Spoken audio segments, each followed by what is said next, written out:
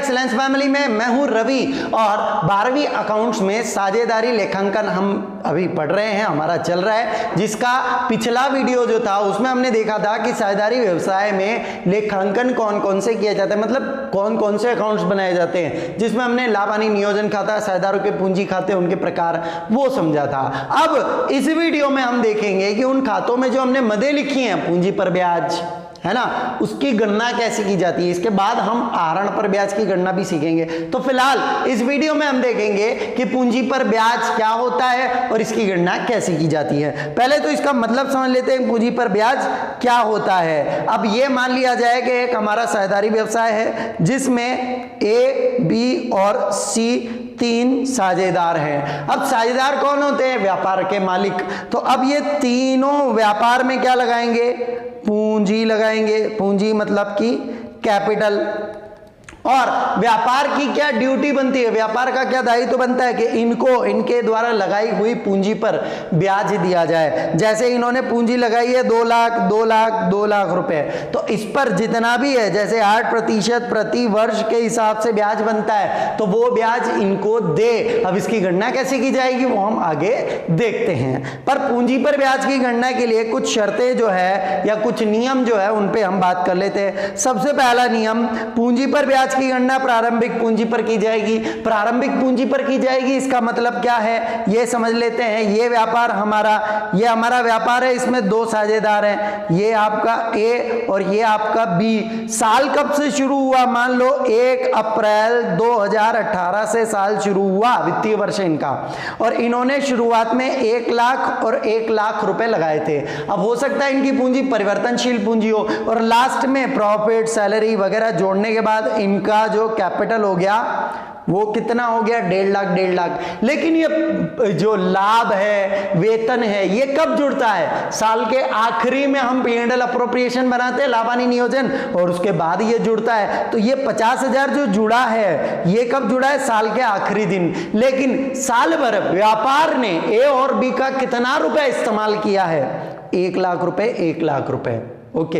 अब सपोज मैं आपको 1 लाख रुपए उधार देता हूं 1 साल के लिए, और साल के आखिरी दिन में 50,000 और उधार दे देता हूं, तो ब्याज कितने पे देंगे आप? साल भर तो आपने 1 लाख यूज किया, इसलिए प्रारंभिक पूंजी पर ही ब्याज की गणना की जाएगी, इस प्रारंभिक पूंजी पर।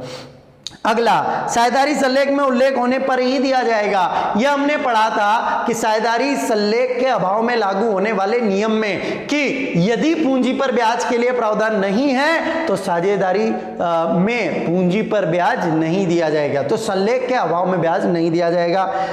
तीसरा है, केवल लाभों में से दिया जाएगा। यदि साझेदारी सल्लेख में बोला हुआ है कि 8% या 6%, 10% जो भी है प्रतिवर्ष इनको पूंजी पर लाभ मिलता है, खाली इतना बोला अगर है कि पूंजी पर ब्याज दिया जाना है और कुछ नहीं बोला कि हानि हो तब भी देना है, क्या ऐसा तो नहीं बोला, तो जब साझेदारी सल्लेख में केवल ये नियम हो कि पूंजी पर ब्याज देना है तो वो ब्याज लाभों में से ही दिया जाएगा। लाभों में से मतलब मान लो ए और बी का पूंजी पर ब्याज, ये ए और बी है, इनका पूंजी पर ब्याज बनता है 3,000 और 2,000, कुल मिला के 5,000 बनता है। लेकिन फर्म को 2,000 का लॉस हुआ तो पूंजी पर ब्याज नहीं दिया जाएगा, है ना, ये नियम है। पूंजी पर ब्याज यदि लाभ पर प्रभार हो तो हानि होने पर भी, ये हानि है, हानि होने पर भी दिया जाएगा। लाभ पर प्रभार, चार्ज ऑन प्रॉफिट, मतलब इसमें लाभ पर प्रभार में क्या शर्त होती है कि चाहे फर्म को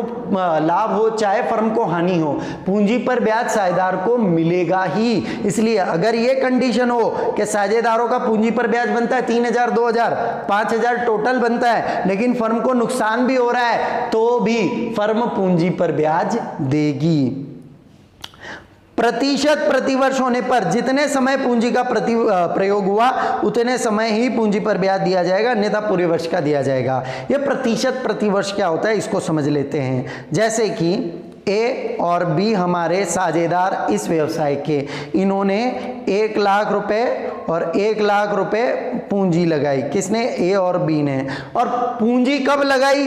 1 जुलाई को, 1 जुलाई को, सॉरी 1 जुलाई नहीं, इसको 1 अक्टूबर कर लेते हैं। पूंजी लगाई है 1 अक्टूबर को और साल कब से शुरू होता है? अप्रैल से मार्च तक, मतलब वित्तीय वर्ष। तो इनका पूंजी कितने समय रहा, इनकी पूंजी कितने समय रही व्यापार में? 6 महीने। 1 अक्टूबर से गिन लो, अब मार्च तक 6 महीने हो रहा है ना। तो इनको अगर पूंजी पर ब्याज 8% प्रति वर्ष है, ये प्रति वर्ष लिखा हो, पर एनम प्रति वर्ष है, तो 6 महीने का ही ब्याज दिया जाएगा। 1 लाख पे 8%, 8% होता है 8,000, है ना, और 6 महीने का मतलब 4,000 ए का बनेगा और 4,000 बी का बनेगा। और अगर यहां पर ये प्रतिशत प्रति वर्ष नहीं लिखा होता, पर एनम या प्रति वर्ष नहीं लिखा हो, तो डायरेक्ट 1 लाख पर 8%, 8,000 ही लगेगा। मतलब अगर परसेंटेज रेट के पीछे पर एनम लिखा है तो जितना समय पूंजी प्रयोग हुआ उतने ही समय का ब्याज दिया जाएगा। ये सारे नियम हम फॉलो करते हुए चलेंगे। एक उदाहरण लिया है जिसमें हम बात करेंगे कि पूंजी पर ब्याज कैसे गणना की जाएगी। ए तथा बी 2:3 में साझेदार हैं जिनकी पूंजी क्रमशः 60,000 रुपये तथा 40,000 रुपये हैं। ए और बी 2 साझेदार है जिनका अनुपात तो 2:3 है, लेकिन पूंजी कितनी है? 60,000 और 40,000, तथा ए व बी का आहरण 4,000 2,000 वार्षिक है। आहरण भी करते हैं ये, ओके। साझेदारों में बंटने वाले लाभ की गणना कीजिए। यदि साझेदारों में लाभ कितना बटेगा उसकी गणना करो। देखो ये 2:3 में बटेगा लाभ तो, है ना, पर इन कंडीशन में, किन कंडीशन में? पहली कंडीशन है साझेदारी संलेख में पूंजी पर ब्याज के लिए प्रावधान नहीं है। भाई साझेदारी संलेख में पूंजी पर ब्याज के लिए प्रावधान नहीं है, और लाभ, यहां लाभ तो है नहीं, मैं लिख देता हूं कि फर्म को लाभ हुआ 6,000 रुपए, तो कितना बटेगा, है ना। तो अब पूंजी पर ब्याज की तो कोई प्रावधान है नहीं, तो डायरेक्ट ए और बी को ये 6,000 रुपए किस तरह से बटेंगे? इनका अनुपात है 2:3, है ना। तो ये बढ़ जाएगा, ए को बटेगा 2,400 रुपए और बी को बटेगा 3,600 रुपए। इस तरह से ये 6,000 लाभ बढ़ जाएगा, क्योंकि पूंजी पर ब्याज तो देना ही नहीं है। अगर इसको आप P&L अप्रोप्रिएशन, लाभ हानि नियोजन खाते की दशा में देखें तो सबसे पहले तो नेट प्रॉफिट है फर्म के पास 6,000, टू इंटरेस्ट ऑन कैपिटल तो देना ही नहीं है, डायरेक्ट पार्टनर्स कैपिटल अकाउंट में चला जाएगा, मतलब कि नेट प्रॉफिट। यहां आप नेट प्रॉफिट भी लिख सकते हो, लेकिन क्योंकि हम ये पार्टनर्स कैपिटल अकाउंट में पहुंचा रहे हैं इसलिए पार्टनर्स कैपिटल अकाउंट भी लिख सकते हो। ए और बी में 2,400 और 3,600 रुपए बढ़ जाएंगे। इस तरह से ये 6,000 रुपए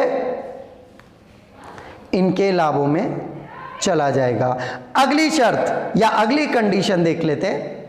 साझेदारी संलेख में पूंजी पर 6% प्रति वर्ष ब्याज का प्रावधान है कि 6% प्रति वर्ष देना है, तथा वर्ष में 6,000 रुपए की हानि हुई। अब ये नियम यहां लागू होता है, कौन सा वाला? केवल लाभों में से दिया जाएगा, केवल लाभों में से। अब यहां स्पेशल तो बोला नहीं है कि साझेदारी ये लाभ पर प्रभार है पूंजी पर ब्याज, ऐसा तो कुछ बोला नहीं है। तो यहां पर क्या है कि 6,000 रुपए हानि हुई और 6% प्रतिवर्ष ब्याज देना है, तो मैं मानता हूं कि ए और बी की पूंजी 60,000 और 40,000 है, जिस पर ब्याज कितना बनता है? 6%। 6% कितना बनता है? 3,600 और 2,400 रुपए ब्याज बनता है। परंतु ये 6% से गिना है मैंने, परंतु हुई तो इसको हानि है, हानि की दशा में दे नहीं सकते, केवल लाभों में दे सकते, तो इंटरेस्ट ऑन कैपिटल नहीं दे सकते। हाँ, पर हानि तो बांटी जाएगी ना।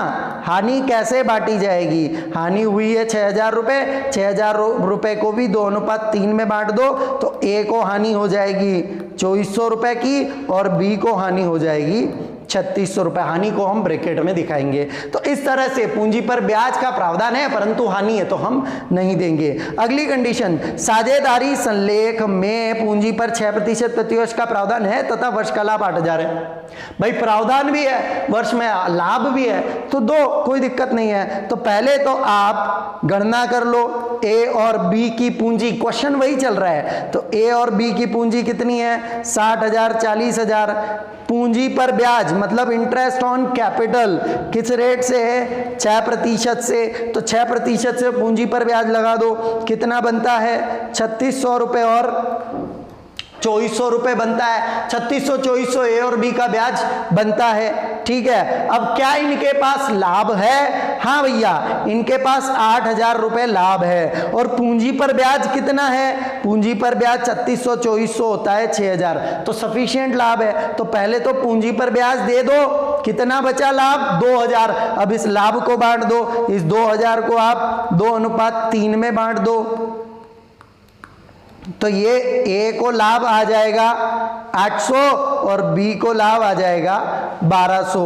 ये हमने बांट दिया साझेदारों को लाभ, और ये हमने दे दिया पूंजी पर ब्याज। अगर इसको आप P&L अप्रोप्रिएशन में बनाओगे तो कैसे बनाओगे, लाभ हानि नियोजन खाते में कैसे दर्शाएंगे, ये भी समझ लीजिए। ये हमारा लाभ हानि नियोजन खाता है जिसमें आपको बाय नेट प्रॉफिट दिया है 8000, और 2 इंटरेस्ट ऑन कैपिटल ए और बी का कितना है 3600 रुपये, 2400 रुपये बनता है 6000।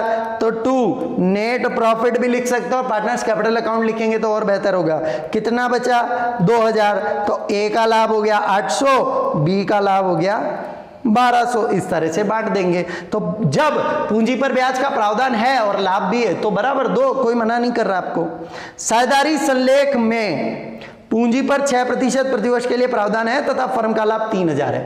सबसे इंपॉर्टेंट कंडीशन, प्रावधान है 2 पूंजी पर ब्याज, लाभ भी है पर कम है, और शर्त क्या थी, केवल लाभ में से ही दिया जाएगा। अब इस चीज को समझना बहुत अच्छे से कि ए और बी की पूंजी 60,000 40,000, पूंजी पर ब्याज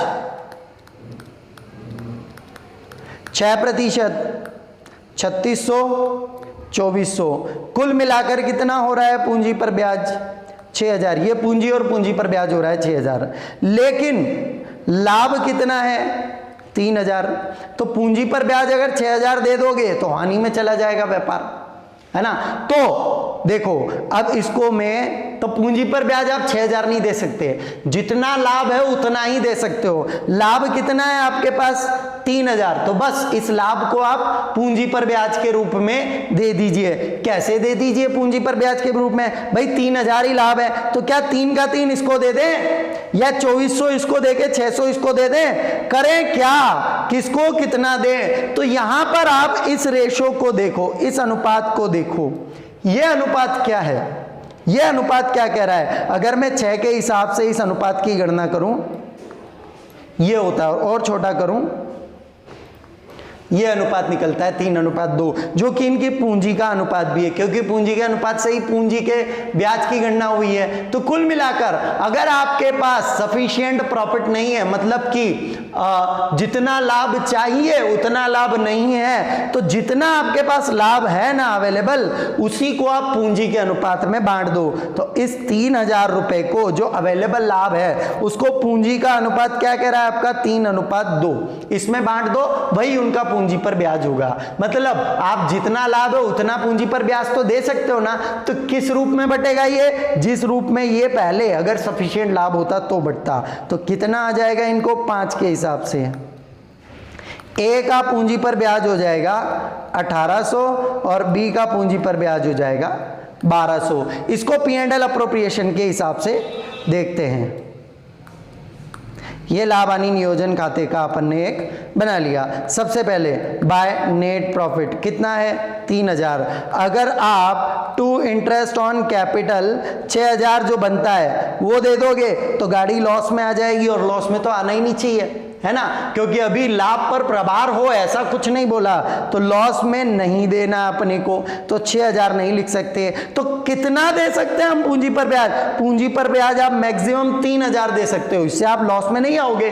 तो ये 3000 किसको कितना मिले, तो ए को मिलेगा 1800 और बी को मिलेगा 1200। उसके बाद ना आपके पास लाभ बचा ना आपके पास हानि बची। तो अगर आपके पास उचित लाभ नहीं है तो जितना लाभ अवेलेबल है, जितना लाभ उपलब्ध है, उसी को पूंजी अनुपात में बांट दो, वही आपका पूंजी पर ब्याज होगा, पूंजी पर ब्याज। अब यहां लाभ हानि बचा नहीं है तो बांटेंगे क्या? अगली कंडीशन, साझेदारी सल्लेख में पूंजी पर 6% प्रतिवर्ष के लिए प्रावधान है, फर्म का लाभ 3000 है तथा पूंजी पर ब्याज लाभ पर प्रभार है। लाभ पर प्रभार है मतलब लाभ हो हानि हो आप तो दो, कोई दिक्कत नहीं है। तो वही कैलकुलेशन करते हैं, ए बी 60,000 40,000। अब बिंदास होके इंटरेस्ट ऑन कैपिटल देना है, पूंजी पर ब्याज कितना बनेगा? 3600 बनेगा, 2400 बनेगा, कुल मिलाकर 6000 बनेगा। अरे परंतु भैया मेरे लाभ तो अपने पास कम है, लाभ कितना है? 3000 है, तो होने दो, अपने को तो पूंजी पर ब्याज बराबर देना ही है। 3000 लॉस में जाएगा तो जाने दो, 3000 लॉस में बढ़ जाएगा। ओके, तो ये 3000 लॉस बढ़ जाएगा। लॉस है तो लॉस के लिए, हानि है तो हानि के लिए हमारे पास ये रेशियो है, कितना है? 2:3। तो 2:3 में इस हानि को बांट दीजिए आप, ये हानि बांट दीजिए। तो ए के पास हानि आ जाएगी 1200 और बी के पास हानि आ जाएगी 1800। वही P&L अप्रोप्रिएशन में देख लेते हैं इसको। बाय नेट प्रॉफिट आपके पास है 3000 टू इंटरेस्ट ऑन कैपिटल बराबर देना ही है आपको, तो जितना बनता है, कितना बनता है? 3600 रुपये, 2400 रुपये, 6000 दो। अब ये तो डेबिट साइड की टोटल क्रेडिट साइड की टोटल से बड़ी हो गई, तो ये आ गया आपका बाय नेट लॉस, या पार्टनर्स कैपिटल अकाउंट में बांट देंगे डायरेक्ट ए और बी को। ये बांट दिया हमने, तो 1200 बटा और 1800 बटा। तो इस तरह से पूंजी पर ब्याज की गणना की जा सकती है। पूंजी पर ब्याज से संबंधित सभी नियमों के साथ सभी कंडीशन जो भी बनती थी वो मैंने इसमें आपको बताई। तो उम्मीद करता हूं दोस्तों कि यह वीडियो पसंद आया होगा। अगले वीडियोस में हम आहरण पर ब्याज की गणना भी सीखेंगे। तो प्लीज इस वीडियो को लाइक कीजिए, शेयर कीजिए और सब्सक्राइब कीजिए हमारा चैनल। बहुत बहुत धन्यवाद।